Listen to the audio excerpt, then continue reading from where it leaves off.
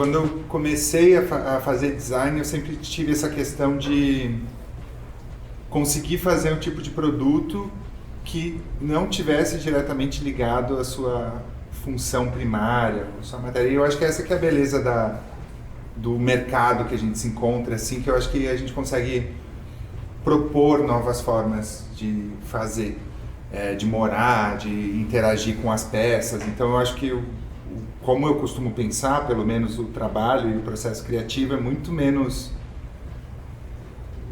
o que essa pessoa vai precisar na casa, o que está faltando, o que o mercado está pedindo, e mais um trabalho que é até difícil de explicar, porque ele não é muito linear na hora de desenhar, assim, ele é um pouco mais confuso, mas ele parte de um ideal, de um estilo de vida traduzido na peça. Então ela vem muito mais como uma proposta de como sentar ou interagir com o que a gente estava falando antes das escalas, né, com as alturas, do que uma resolução de problema. Não porque eu não acredito, eu acho que o design talvez como ciência é muito mais resolução de problema do que isso que eu estou falando. Mas isso é o jeito que eu me permito criar e que eu acho que é a beleza do nosso mercado, que tem essa abertura para receber esse tipo de coisa e trabalhar com design mais autoral, às vezes experimental, dá para chamar assim também, né? E menos uma coisa que é feita para ser perfeita, como se o resultado, como na tecnologia, que às vezes parece que o resultado, o melhor resultado é único, né? Ele não tem muitas possibilidades. Eu acho que a gente tem a sorte de estar no mercado que justamente as respostas para aquelas perguntas podem ser inúmeras, infinitas, e eu acho que é aí que está a beleza do design autoral. Não, eu acho que a gente acaba se inspirando muito, cara, nas peças e também trazendo isso para a arquitetura, assim.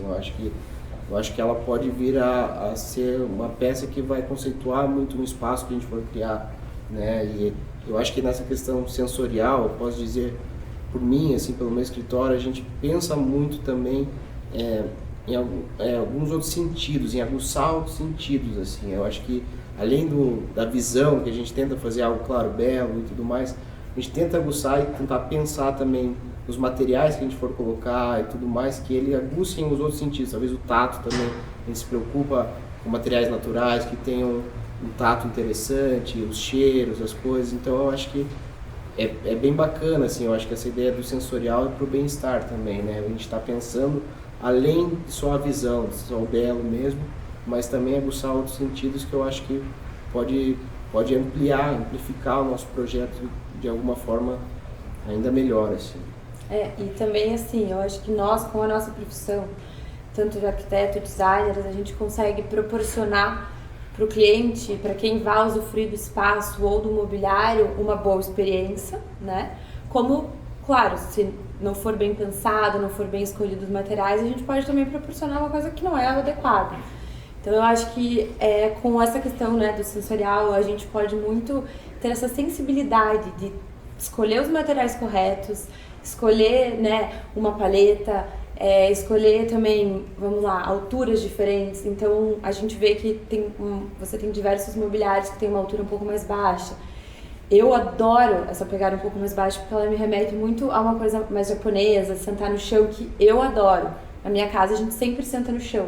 Então, quando você tem uma mesa numa altura um pouco mais baixa, ou um sofá também, você, querendo ou não, você tá instruindo a pessoa a tá abaixando, levantando. Então a pessoa, de uma certa forma, acaba, vamos lá, fortalecendo a perna, sabe assim? Então a gente consegue, né, ter esse ponto também.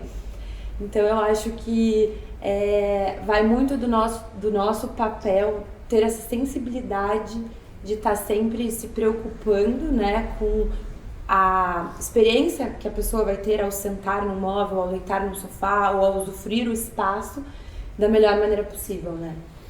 É muito legal, porque assim, muitas vezes o projeto nasce de dentro para fora, né? A gente, lá no escritório, a gente sempre tenta imaginar como a pessoa vai usar o espaço, de que forma esse espaço vai interagir com o restante dos ambientes, né? Da casa, do escritório, seja qual for o projeto. Então, a gente ter uma base de mobiliário que a gente já consegue imaginar um estilo de vida que o Guilherme comentou, como a pessoa vai interagir com esse ambiente, acaba trazendo partido do projeto completo, né? Acaba isso sendo uma diretriz projetual para a gente conseguir criar um conceito, uma ideia, uma identidade e transmitir isso para o cliente. É muito legal pensar dessa forma, assim, voltando, né? Sim. Indo para o interior e depois isso se expandindo para uma coisa maior. E vai também do lifestyle, né? Sim, exatamente. Então, E eu acredito também fortemente que às vezes a gente pode ajudar a eles usarem melhor a casa com os mobiliários, com a arquitetura de interiores, porque muitas vezes eles não testaram uma diferente forma de sentar, que nem às vezes o Guilherme apresenta aqui. O cara nem sabe se ele gosta ou não gosta. Eu acho que a gente pode ajudar ele a propor algo que vai convidar ele a ficar mais tempo, se ele estiver mais confortável, ou estiver mais próximo do chão, que seja, ou algo assim. Eu acho que é muito bacana da gente poder estar contribuindo, de fato, com diversas formas, ou outras formas de usar essa casa, ou usar esse espaço.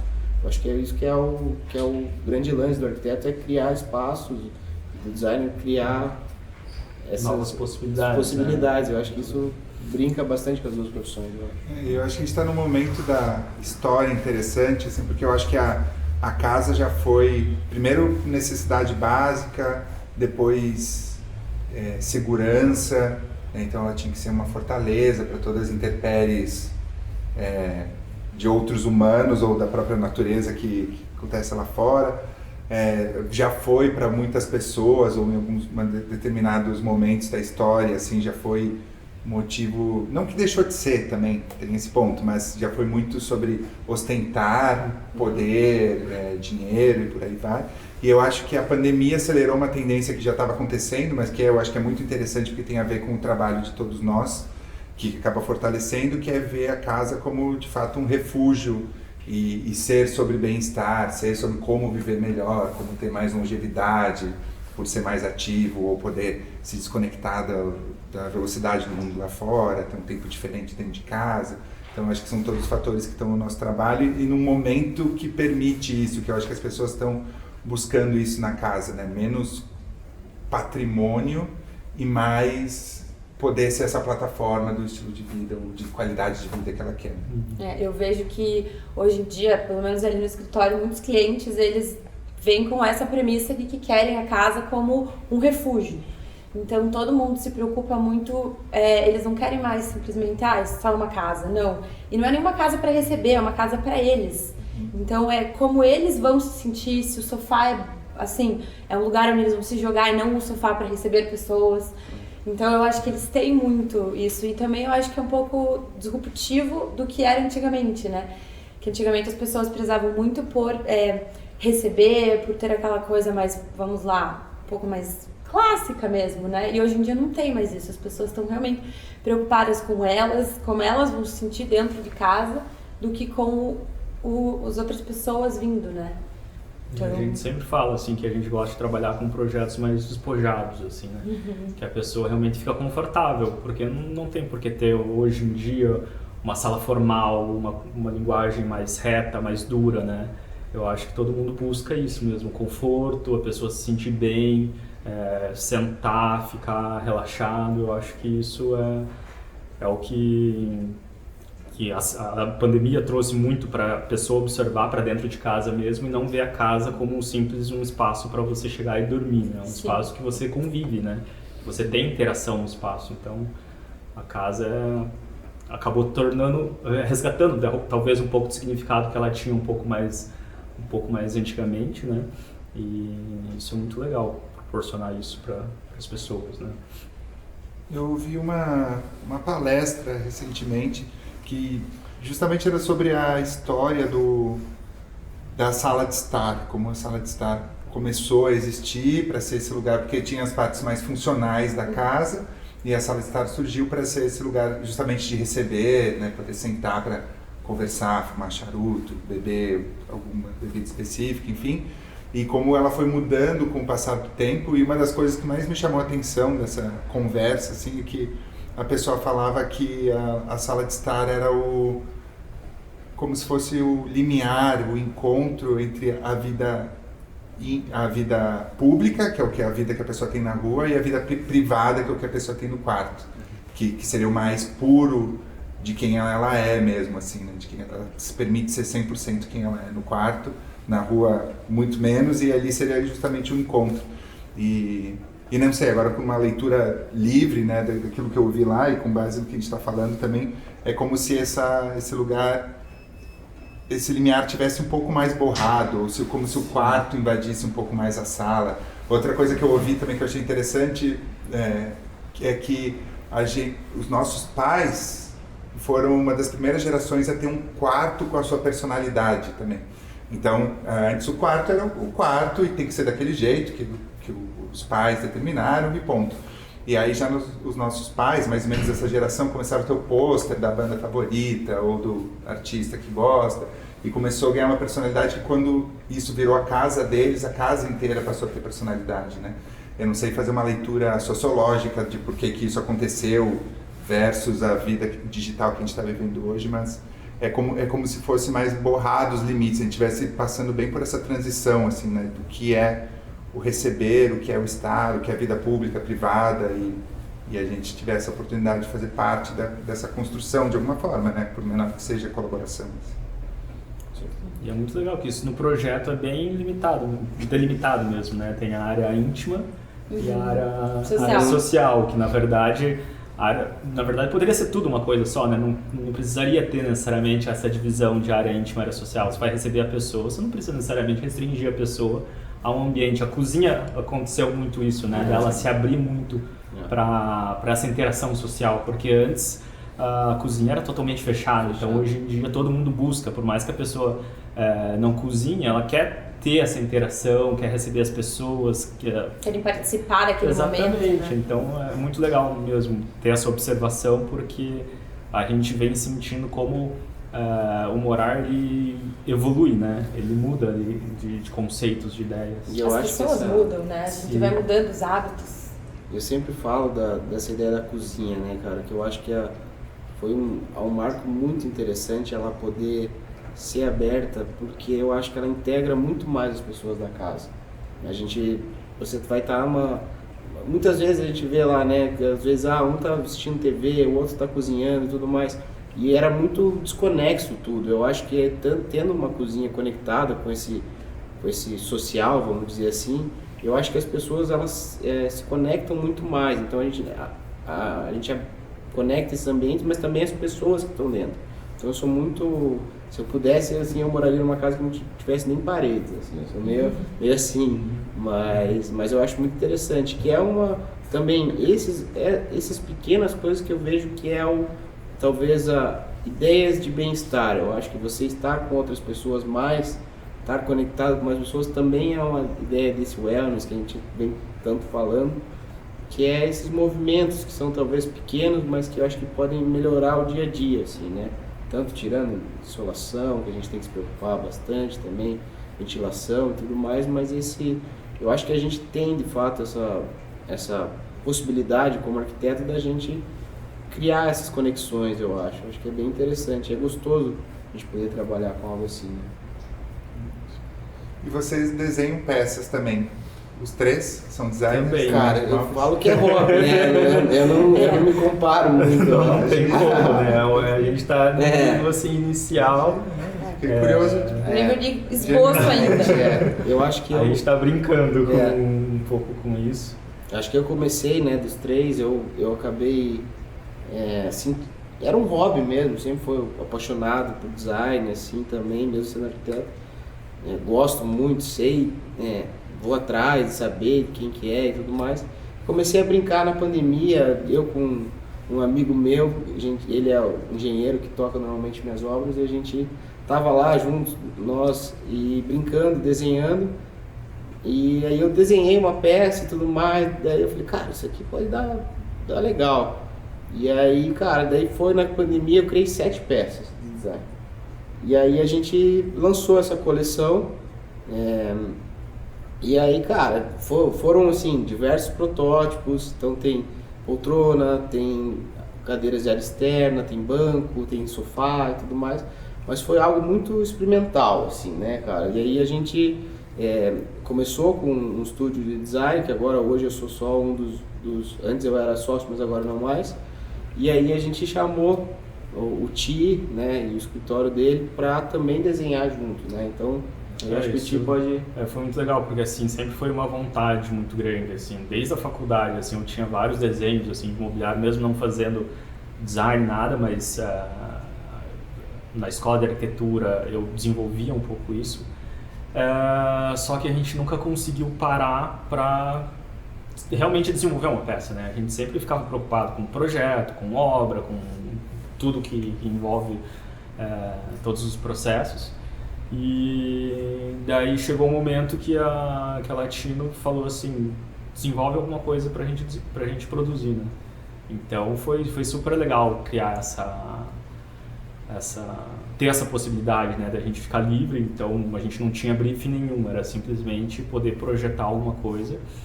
E nessas primeiras peças a nossa referência era a arquitetura. Então a gente tomou partido de elementos arquitetônicos, da própria construção da peça, né? A gente sabe detalhar muito bem marcenaria, então a gente partiu para um desenho em madeira.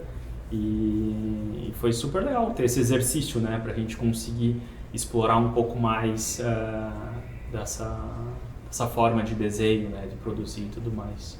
Então... Bom, a minha história é um pouquinho diferente da deles. Eu sempre fui uma apaixonada pelo mobiliário de design, sempre admirei muito o teu trabalho, que também, querendo ou não, quando a gente conhece um design que tem um desenho muito interessante, acaba que influencia no nosso trabalho. E a minha mãe é artista plástica, então eu fui uma criança que eu cresci, fui educada dentro do museu. Então eu sempre tive muito contato com o museu, obras de arte. E também na pandemia, logo quando que entrou assim a pandemia, eu fui uma das primeiras assim que pegou o Covid aqui em Curitiba, acabei ficando em casa. Sim, tive essa experiência. E daí comecei a pensar, sempre foi uma paixão minha. Comecei a pensar, comecei a desenhar. Desenhei alguns móveis, não tirei nada do papel, só desenhei. Passou um tempo, veio uma pessoa até o escritório, queria que eu desenvolvesse uma linha para ele. Eu acabei desenhando, mas ele queria virar sócio. Eu falei, não quero sócio. Foi aquela confusão, não fiz. Daí eu tinha um cliente que eu apresentei para ele as peças, ele adorou. Eu falei, então vamos fazer o seguinte, vamos prototipar esses móveis na tua casa. O cliente adorou, achou maravilhoso. Prototipei, achei fornecedor, prototipei 3 vezes a minha poltrona até chegar numa que ficou boa. É isso, né? A mesa também demorou para chegar nela, porque é uma mesa bem artesanal, ela demora um tempo para ser feita, as chapas, ela é toda em mármore, então é chato, mas ele é delicado, porque tem toda a parte de escolha de materiais, prototipagem, teste, ergonomia. Prototipei nessa cliente e daí deu certo. Legal. Então, e eu tenho outros móveis desenhados, mas por enquanto eu vou manter só os 2 que eu tenho. Boa, muito bom. E como foi o teu início, Guilherme, de design? Eu lembro de uma peça tua, que eu conheci o seu nome através dela, que foi um skate que você tinha feito. Ah, o skate, sim, com a Saint Studio. Isso, foi bastante tempo, assim, eu lembro que eu vi e eu comecei a pesquisar, assim, falei, quem que é esse cara, né? Eu comecei a procurar quem que era. E daí, assim, uma das peças, antes acho que de você ter a marca, né, Guilherme Ventes, eu tinha aquela Arandela 1, que eu também achava linda. Ah, legal. Tenho lá em casa, então eu queria entender como que foi esse seu processo, assim, até chegar na marca que você tem hoje. Tá, eu acho que vou dar um passo para trás, mas vou tentar ser breve também, para não enrolar demais. Mas eu, antes de tudo, eu fazia administração de empresas, eu não tinha contato com arquitetura, com design, com arte de nenhum tipo, assim. Sou de Caxias do Sul, que é uma cidade basicamente industrial, e aí eu tinha ali uma expectativa de, através da administração, ter alguma carreira corporativa numa dessas indústrias mais estabelecidas que tem lá. E aí foi quando eu tinha 20 e poucos anos que eu comecei um hobby, uma tentativa assim de começar a surfar, e aí todo final de semana descia para o litoral de Santa Catarina, Rio Grande do Sul, para surfar, e comecei a ficar exposto para natureza e por mais romântico que isso pareça também para a vida de uma forma muito diferente do que eu estava até então, porque eu tinha criado alguns paradigmas de quem eu tinha que ser, como eu deveria me portar e a carreira que eu deveria ter, etc. E comecei a questionar tudo isso, até com tudo que eu comecei a ler, ouvir, estudar na época, assim. E aí decidi fazer uma mudança e o design foi uma escolha quase aleatória. Assim, eu gostava de arquitetura, mas também de moda, de arte. Eu achei que o design estava em algum lugar no meio, assim, e também não estava tão distante da indústria que eu estava inserido ali. E aí só que eu não tinha ainda nenhuma referência de mobiliário. Foi quando eu comecei a estudar que eu comecei fui descobrir designers que falavam de algumas questões que eu estava querendo mais de como levar a vida, de buscar essa simplicidade, a conexão com a natureza, e conseguiam colocar isso através de design, que é, por exemplo, o Jasper Morrison, que é um designer inglês, ou Naoto Fukazawa, japonês, os Borolek, os irmãos Borolek, que são da França, também tem um pouco disso, dessa inspiração natural, e aí que veio aí que eu me encantei, porque eu vi que tinha como se expressar, ou não só expressar, mas de buscar de fato aquilo que a gente falou antes, o mobiliário ou os objetos como uma forma de estilo de vida, talvez como a moda conseguia fazer. Eu não conseguia enxergar como o design fazia isso e eu descobri que existia esse mercado. Aí ainda na faculdade eu desenhei uma escrivaninha, que foi o primeiro produto que eu lancei. Ela participou de um prêmio, e por participar do prêmio eu consegui mostrar para a Decameron, que é uma marca de São Paulo, e eles lançaram essa escrivaninha quando eu estava ainda na faculdade. Esse foi o primeiro produto. Aí com ela começou, eu ganhei um pouco de repercussão esse projeto, e aí eu comecei a abrir contato e conversa com outras empresas. Eu acho que logo a segunda, depois da escrivaninha, foi a Lumine, para quem eu desenhei a durante que isso acontecia, eu também estava na faculdade, eu comecei a trabalhar na Riva, que é uma empresa de objetos, de talheres, que fica lá em Caxias do Sul. Trabalhei lá dentro durante uns 3 anos.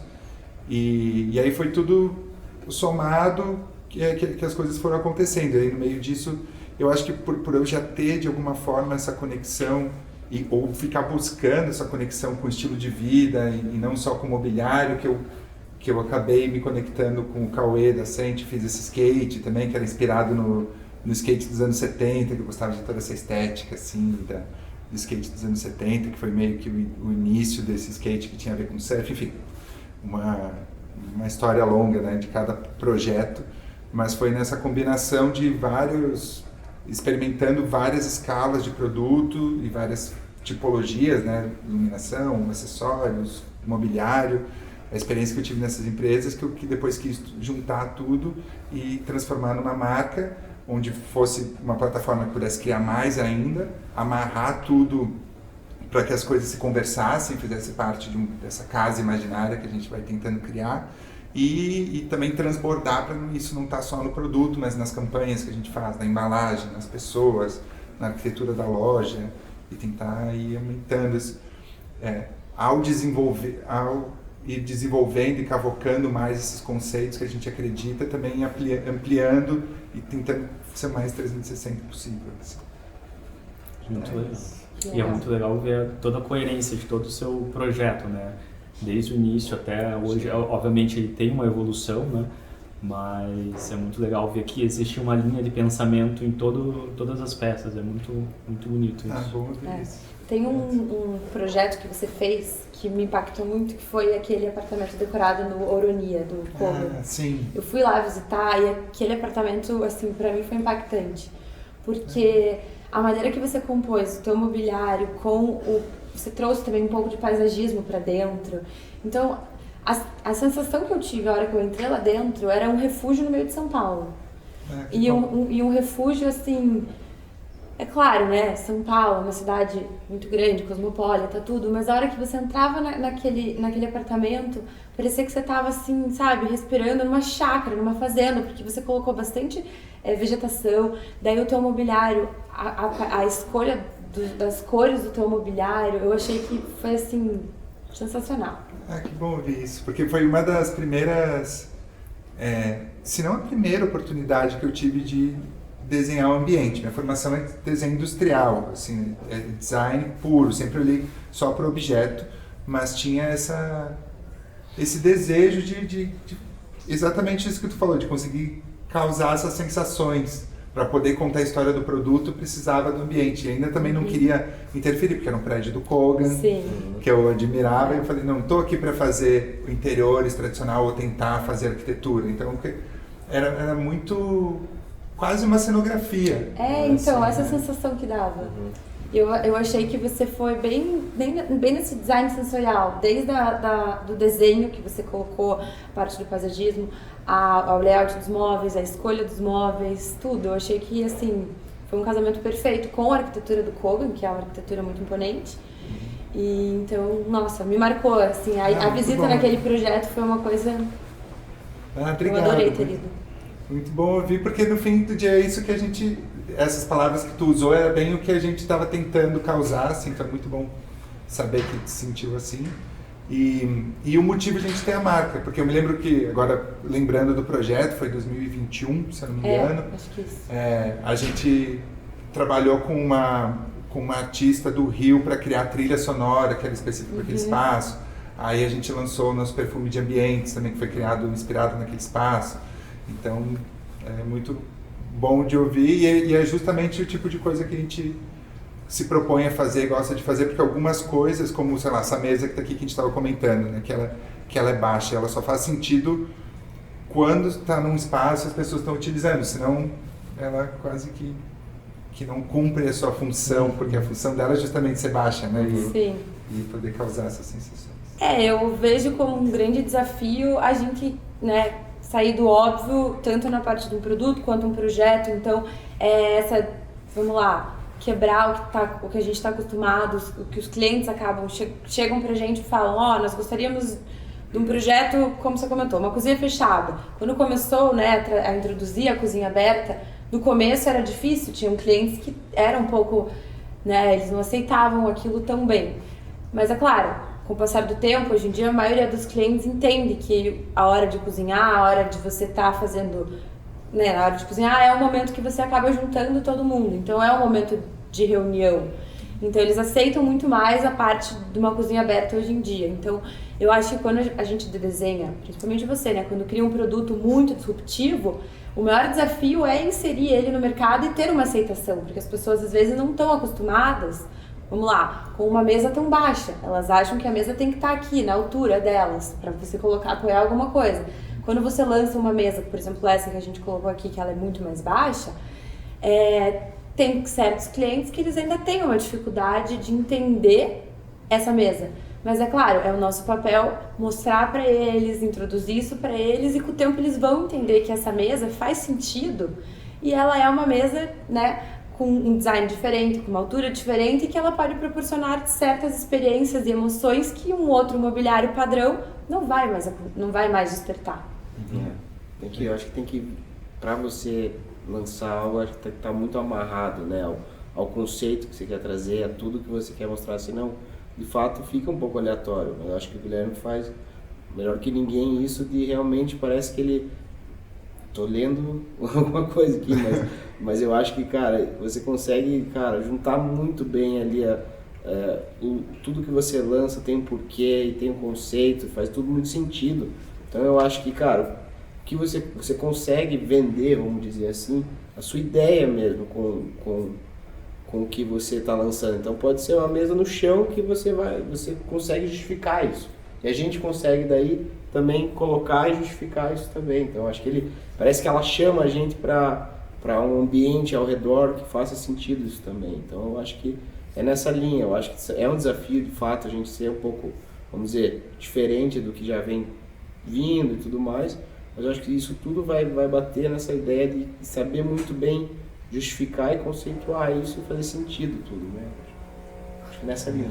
Segura aí que estão passando um café.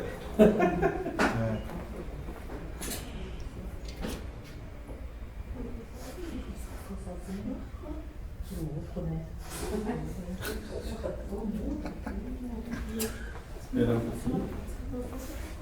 Vamos lá, vamos recomeçar. Silêncio, por favor. Você estava falando. Não, Finalizei. Finalizou? Entrou o café no meio, se lembra? No finalzinho que você estava falando? Também não lembro. Não, eu acho que sim. Eu acho que a ideia do design mais diferente é ele poder vir com essa bagagem, com esse conceito e ser justificável, né? E fazer sentido. Eu acho que daí você consegue vender ele muito bem, tendo um conteúdo por trás e tudo mais. E eu acho que o Guilherme faz mais que ninguém isso bem, muito bem. Nossa, até é difícil de falar resumidamente todos os desafios de fazer design, porque são muitos, né? Vocês todos tiveram a experiência, né? Porque a ideia talvez seja o mais valorizado no início, mas pra gente que gosta, tá olhando, tá experimentando, ela talvez venha um pouco mais fácil do que todo o resto, né? Não quero... Todo mundo sabe qual que é o processo, né? Não quero parecer que eu quero ser didático demais, mas eu acho que os desafios estão em toda a cadeia, né? De uma vez que tem a ideia, que tu falou, levei 3 protótipos. Essa poltrona que tu tá, eu acho que foram uns 10 ou 12 para conseguir chegar na ergonomia que eu queria, assim. Aí tem todo esse processo para tirar do papel. Aí tem a empresa parceira ou interna própria, né? Que a gente tem os 2 casos, no nosso caso, que tem que produzir aquilo repetidas vezes, com a mesma qualidade e outros problemas vão surgindo ao longo da produção daquilo. Aí, terceiro, conseguir contar essa história que tu estava falando, né? Como contar essa história para o cara entender por que foi feito dessa forma. E por último, a pessoa, de fato, aceitar que vai mostrar o sucesso ou não. Que daí vai demonstrar se aquilo teve sucesso ou não. E é um processo que é quase inverso à arquitetura, eu acho, né? Porque tu vai criando, mostrando para o cliente aquilo que ele aprovar, tu vai construir. E a gente, quando faz mobiliário, também vocês, né? Tu cria, passa por todas essas etapas e só depois vai vender ou não. Então é até meio... Agora é um momento de terapia, né? Até meio fica consumindo, assim, se questiona muito ao longo do processo, porque às vezes o desenvolvimento de produto vai 1 ano, 6 meses, 1 ano, e será que está valendo a pena esse investimento? Porque são pessoas envolvidas, muitas vezes é dinheiro em molde, em protótipo, em marketing, para divulgação, em fotografia, né? Até virar. E aí eu acho que... Mas eu acho que a grande beleza está nas pessoas conseguirem... Estão naqueles que dentro... Pelo menos são os que me inspiram, né? E aí eu tento fazer mais próximo disso possível. São as pessoas que mesmo nessas dificuldades não só conseguem, mas têm a coragem de inovar e propor alguma coisa diferente, né? Porque no fim do dia a mesa tá cheio, cadeira tá cheio, é fácil, a gente tem diferentes faixas de preço, a gente não precisaria estar fazendo o que quer, tem que ter um porquê de fazer, né? E aí que enfim, eu acho que os designers que eu mais admiro, as empresas, as marcas, sejam elas de mobiliário, de moda, de tecnologia, do que for, é aqueles que têm mais coragem, porque exige muito trabalho, né? Muita aposta.